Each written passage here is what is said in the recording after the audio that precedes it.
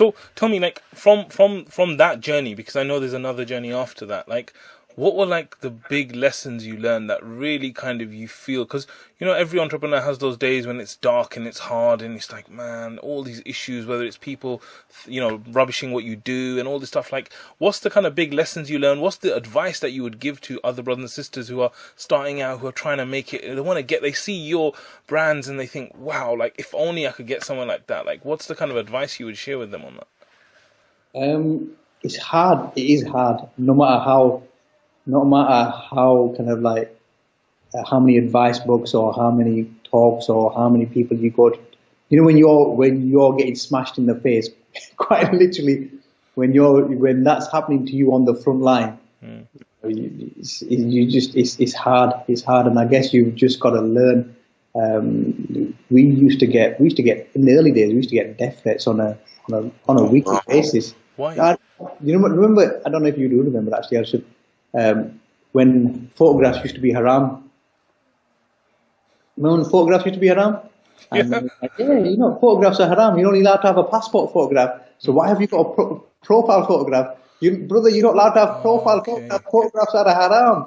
I'm like, okay, so then it's like, okay, but my sisters are on the website. You can't have sisters on the website. It's not allowed. You can only have brothers on the website. Yes, brother, but it's a matrimonial website.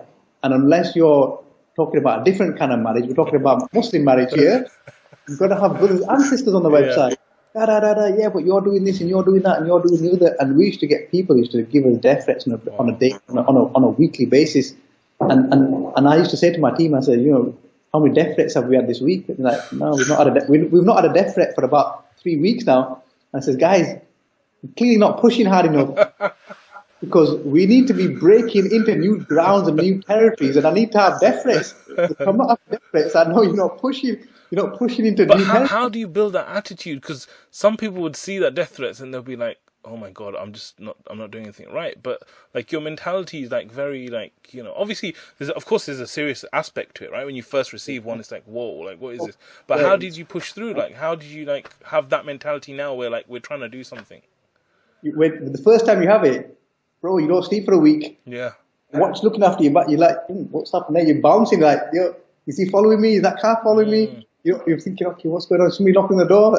Yeah. But like, and I try to, and we're all humans. You try to go back to why you did it in the first place. What was your intention? And as Muslims, we believe that we'll be rewarded on our intention. And the intention of why I did it initially was a selfish intention, but it was also an intention to help other people out that were in a similar boat to myself. And that was to help Muslims of a diaspora community that are not in a Muslim land, helping them find a suitable, compatible marriage partner to complete their faith, complete their deen. And it's a form of dawah as well. And that was my intention initially. It wasn't a case of, okay, I'm going to set this up and become a multimillionaire, I'm going to set this up and it's going to be the biggest this, or it's going to be the biggest that. My line of work and my line of business was a design agency, a digital marketing design agency. And that's what my passion was. That was really what my training was.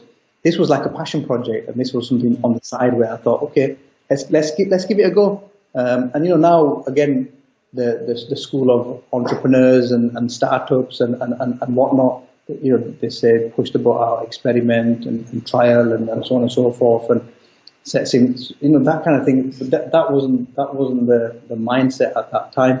But alhamdulillah, I guess it's that, like, the question that you asked, Arshad, was what keeps you going, and what keeps me going in the hard times and the difficult times, which we have all the time, and I have right now, I have at the moment. There's this, because if you're not getting challenged over here, you're getting challenged over here. If you're not getting challenged over here, you're getting challenged over here.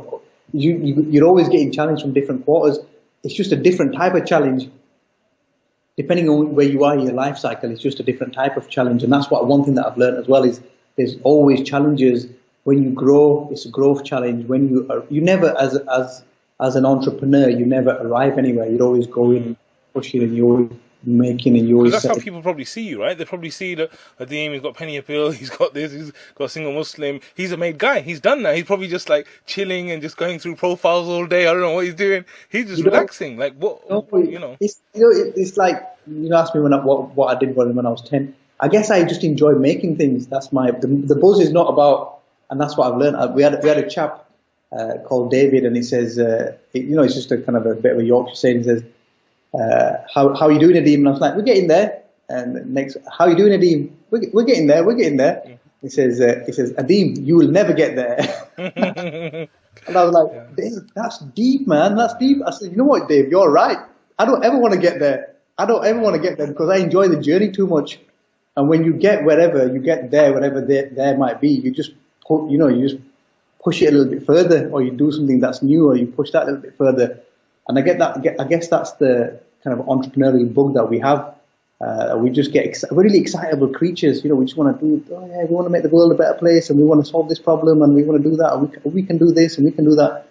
Alhamdulillah, man.